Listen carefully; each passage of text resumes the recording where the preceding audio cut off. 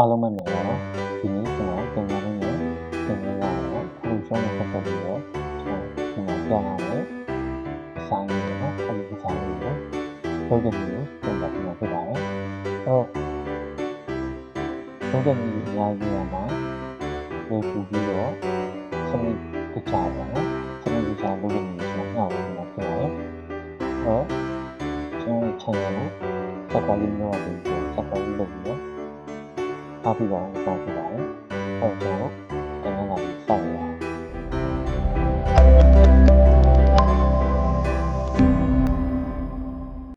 အောင်ကျွန်တော်တို့ကအရင်ဆုံးကိုပြောင်းချင်တဲ့ကိုလုပ်ချင်တဲ့ပုံလေးဆက်ထည့်တာပါနော်ဒီပုံလေးကိုလုပ်ချင်တယ်ဆိုလို့ရှိရင်ကျွန်တော်ဒီဗီဒီယိုရဲ့ description မှာကျွန်တော် link လေးပေးထားပါတယ်အဲဒီ link မှာသွားပြီးတော့down ပြီးတော့တုံးလို့ရပါတယ်ပေါ့နော်ဆိုတော့ okay အဲ့ဒါဆိုရင်ကျွန်တော်တို့စပြီးတော့လုပ်ကြည့်လိုက်ရအောင်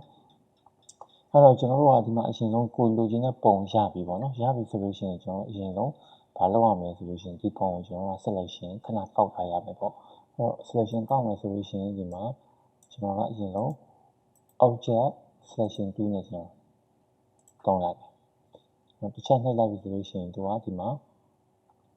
ကိုလိုချင်တဲ့အနေအထားကိုရောက်သွားပြီဆိုလို့ရှိရင်ကျွန်တော်ဒီဘက်မှာလိုနေသေးတာဖြစ်တဲ့ selection လေးတိုးလိုက်မယ်ပေါ့နော်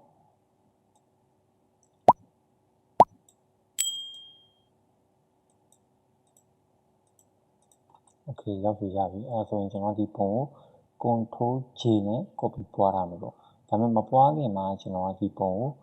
ကိုနည်းနည်းလေးဒီပေါ့နော်ဒီ selection လေးတွေအပြင်အောင်ရအောင်ကျွန်တော်ကနည်းနည်းလေးအပြင်ကောင်းအောင်နည်းနည်းလုပ်ရမယ်ပေါ့နော်လုပ်မယ်ဆိုလို့ရှိရင်ကျွန်တော်က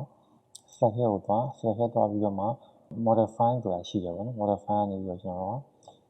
expand ကိုချက်နှိပ်လိုက်နှိပ်ပြီးတော့ကျွန်တော်ကဒီမှာတန်ဖိုးကိုဒီနေရာကျတော့ဒီတန်ဖိုးကကျတော့ပုံတစ်ပုံနဲ့တစ်ပုံမတူဘူးပေါ့နော်ကိုပေးချင်တယ်တော့ပေးလို့ရတယ်နော် okay ဒါဆိုရင်ကျွန်တော်3လောက်ပဲကျွန်တော်ယူထားတယ်ဒီလို3လောက်နည်းလားနည်းတယ်ဆိုရှင်ဒါပေမဲ့ကျွန်တော်3လောက်ပဲ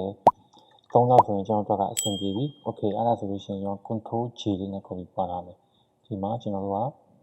နော် copy ပွားသွားပြီအဲ့တော့ကိုလိုချင်တဲ့ design လေးကိုကျွန်တော်တို့က ready လုပ်ထားမယ်ပေါ့နော်ဆိုတော့ကျွန်တော်ဒီမှာဒီပုံလေးကျွန်တော်ယူထားတယ်ပေါ့အဲ့တော့ကျွန်တော်တို့က mouse လေးနဲ့ဖိပြီးတော့ကိုယ့်ရဲ့ဒီဘက်မှာဆွတ်လိုက်ပေါ့ဆွတ်လိုက်ပြီဆိုလို့ရှိရင်ကျွန်တော် Ctrl T လေးနဲ့အချင်းချုပ်လေးနည်းလုပ်ကြည့်မယ် okay အဲ့ဆိုရင်ကျွန်တော်ကဒီမှာပေါ့နော်လူရဲ့အောက်ထည့်လိုက်တယ်ပေါ့နော် mouse လေးနဲ့ဖိပြီးဆွတ်ချလိုက်အဲ့တော့ကျွန်တော်ဒီမှာ dragging option မှာကိုဘယ်ပုံစံထားခြင်းလဲပေါ့နော်ကိုဒီမှာထားပြောင်းကြည့်ပေါ့ဒီနေရာမှာတစ်ခုသိထားဖို့ကကြတော့ဒီ dragging option ရဲ့ဒီဟိုလာပါနော်ဒီ effect တွေသုံးမယ်ဆိုလို့ရှိရင်တပုံနဲ့တပုံကမတူတာဖြစ်တဲ့အတွက်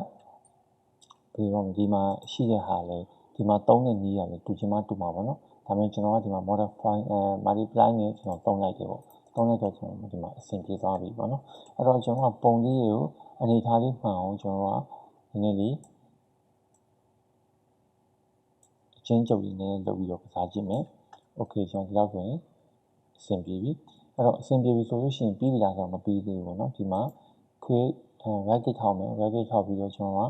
convert to smart object ကိုသုံးမယ် convert to smart object သုံးလို့ရှိရင် right click ထောက်မယ်ဒီမှာ blending option သွားမယ်တစ်ချက်နှိပ်ပြီးလို့ရှိရင်ကျွန်တော်တို့အဘယ်မှာသွားကြမလို့ blending option မှာပဲကျွန်တော်ဒီမှာကစားကြည့်မယ်ဒီဟာလေးကွဲဖို့တော့ကြတော့ order လေးဖိပြီးခွဲရတယ်ပေါ့နော်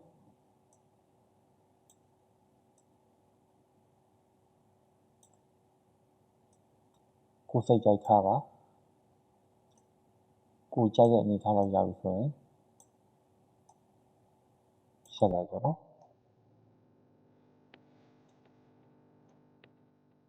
ကျွန်တော်ဒီထားလိုက်ဆိုရင်ကြိုက်ပြီ okay ပြလိုက်ဟုတ်နော်အဲ့တော့ကျွန်တော်တို့ဒီမှာပြီးပြီလားဆိုတော့မပြီးသေးဘူးဘာလုပ်ရမှာလဲဆိုလို့ရှိရင် အပေါ်တင်ကဒီလိုစာလေးပေါ်လာတယ်နော် adjustment နော်ဒီကဒီကျွန်တော်ဒီမှာ level ကိုရွေးလိုက် level ရွေးပြီးတော့ကျွန်တော်တို့ဒီမှာဒီရဲ့ layer ကိုပဲယူချင်တာဖြစ်တဲ့အတွက်ဒီမှာ create ကိုချက်နေလိုက်ပါနော်နောက်လိုက်ကျွန်တော်ခါရင်းနဲ့ပတ်သက်လိုက်မယ် okay ရှာမယ်လေနော်ဒါဆိုလို့ရှိရင်ကျွန်တော်ကစင်ကြည့်ကြရအောင်နော်ကျွန်တော်ထည့်ထားမယ်အတူတူပေါ့နော်စင်ကြည့်မယ်ဆိုရင်ကျွန်တော်ရဲ့ channel ကို subscribe လုပ်ပြီး subscribe လုပ်ပြီးရှုပ်တင်ရတဲ့စင်ကြည့်ရဆိုလို့ရှိရင်ဒါလေးနဲ့အားပေးပါအောင်တောင်းဆိုပါတယ်အားလုံးကျေးဇူးတင်ပါတယ်